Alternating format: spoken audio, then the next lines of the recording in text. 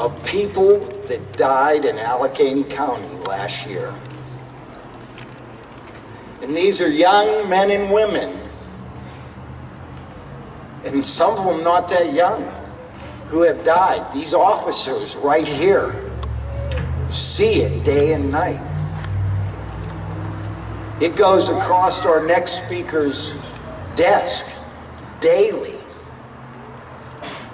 It goes on Senator's desk as well, and our other speakers. But these ones right here, they never got that next chance. And I want to tell you that the Carpenters Local put this together, and I did it as well to send it to them. And if you out there have a middle name, or you're a junior like me, or a third, or the fourth generation, those names were up there. And just imagine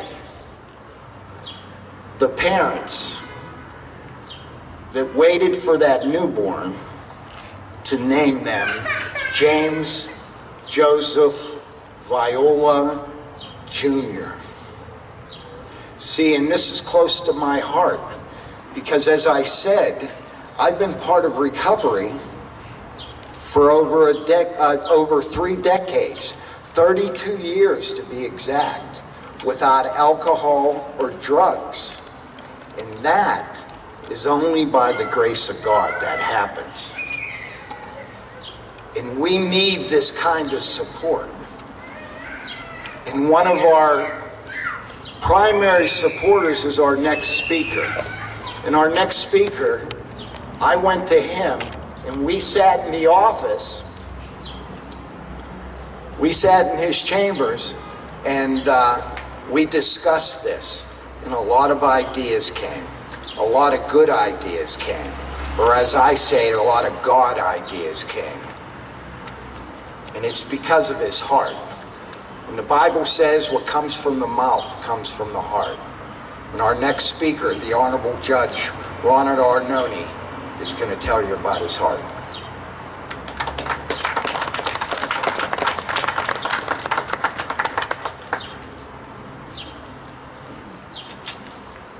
Good afternoon, and thank you so much for being here. When Reverend Viola asked me to be involved with this, it was so easy, because not only am I compassionate about this issue, but it's one that's near and dear to my heart, because I have to deal with it day in and day out.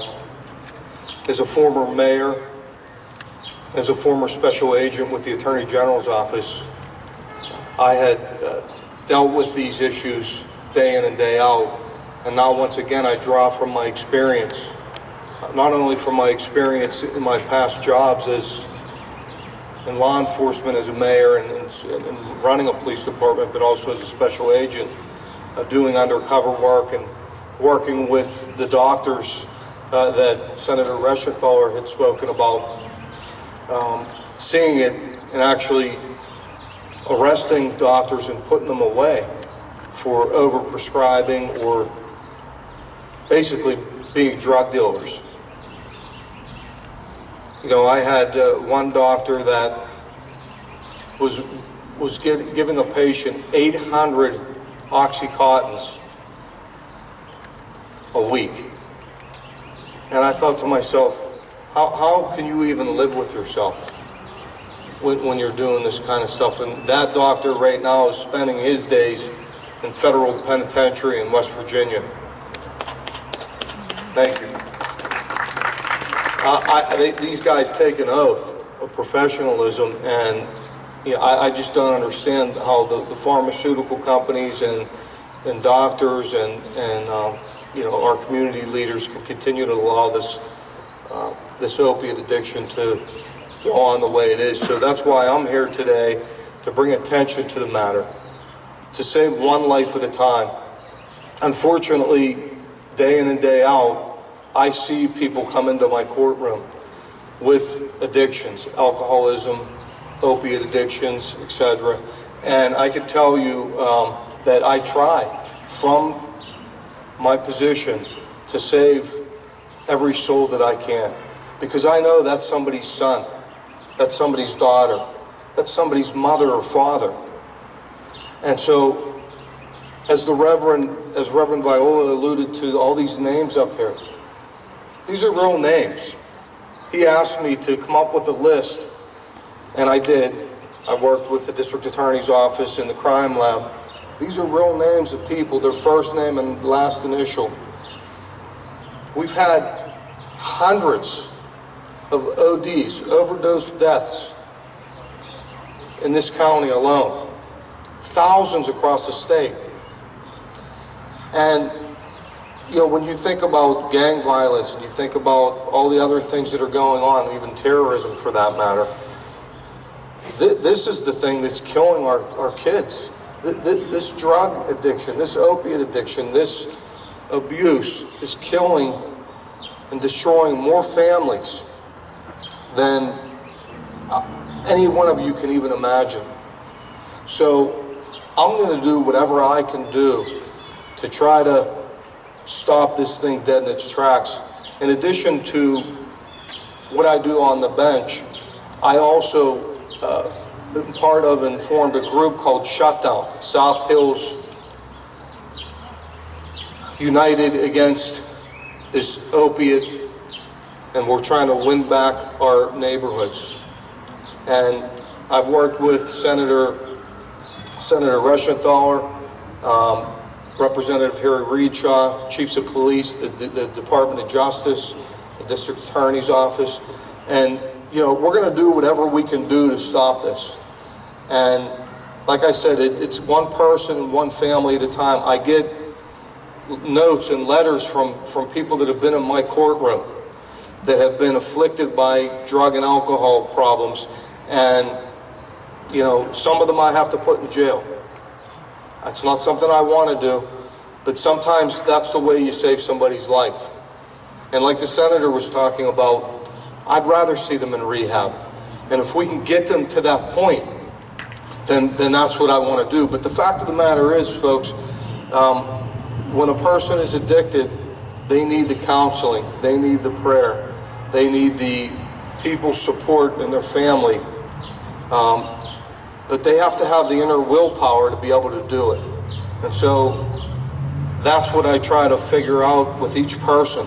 And I talk to them individually and try to find out where they're at in their life and where we can begin to try to solve this problem. So I just ask, obviously, everybody to pray for this issue, but more than that, to try to be a part. I mean, these officers, unfortunately, see it and deal with it day in and day out, and then they arrest people and bring them into my courtroom, and we try to work together. I mean, these guys they're seeing it so much, and unfortunately come upon so many overdose deaths, and we just got to stop it, folks. We have to join together and come together and do whatever we can do to stop this affliction that's really poisoned our society. So be prayerful, and let's hope that we can figure out a way to continue to join and work together to end this addiction. Does anybody have any questions for me that they might want to ask that I'd love to? How many heroin cases do you see in your courtroom every day? Every day, probably. There's some related heroin case every day, and we have our indictable or our criminal day, and there's probably 10 to 15 cases a week, at least, that are directly related or indirectly related to opiate abuse. So it's a huge problem, and you know, it's frustrating to me because I'm seeing it, you know, day in and day out, and I'm trying to figure out what we can do, because I know it's going on across courts all across Allegheny County and all across the Commonwealth. You know, people ask me sometimes, do we have a drug problem in our district? Do we have a drug problem in Bethel Park? Do we have a drug problem in Upper St. Clair? Do we have a drug problem in the city of Pittsburgh? And my answer is yes, we do. We have a drug problem. The United States is about 4.5 or 4.75% of the world's population. 4.5% of the world's population. Yet we consume 99% of the world's hydrocodone. Do you think we have a drug problem? And the answer is undoubtedly yes, we do. Now it's how we deal with it, how we get awareness and education out there with our young kids. We got to stop it.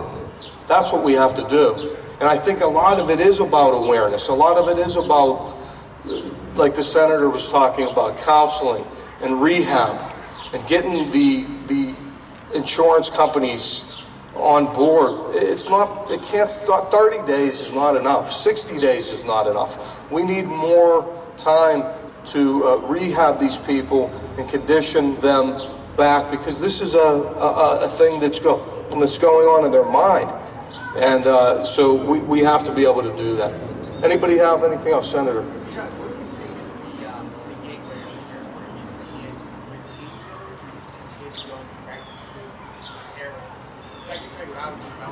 Yeah, I mean, there's no doubt, and you spoke eloquently about it with regard to what the gateway is. It's unquestionably, I mean, a lot of them are going straight to it.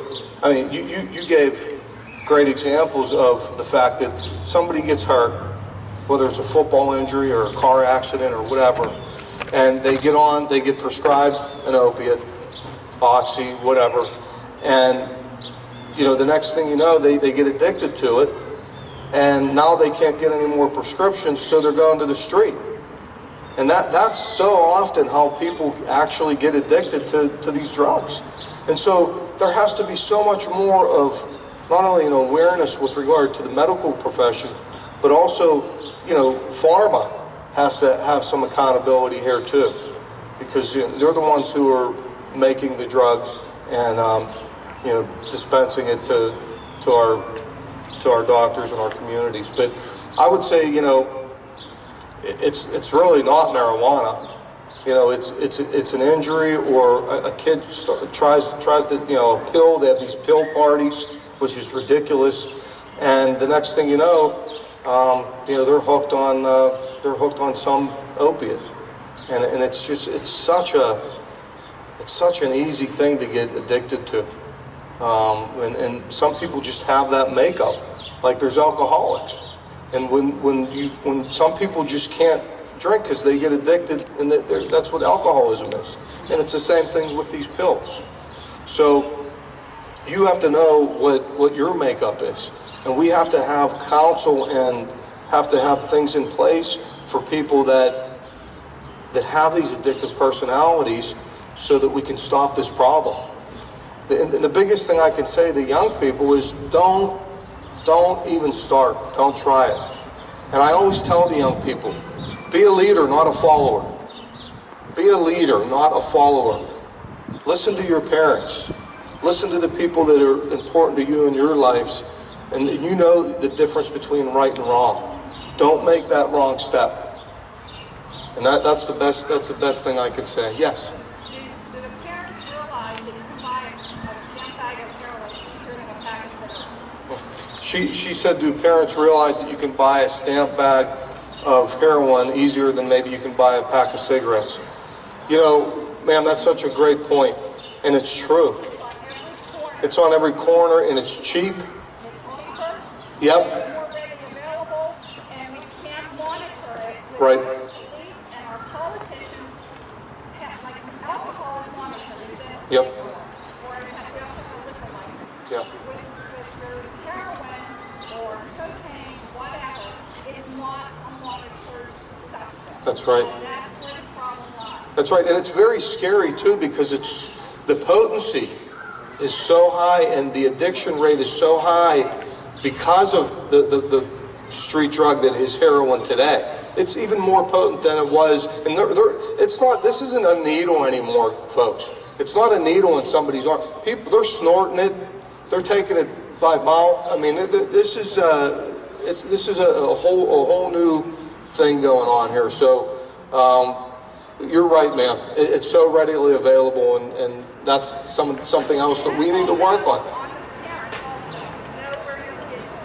I think the senator would be better served to talk about, because I'm on the judiciary, but he's in the legislative aspect of this, and there's some work going on now where they're trying to take a harder stance on just what you're talking about, and that is the street dealers, and going after them for killing our kids and killing people.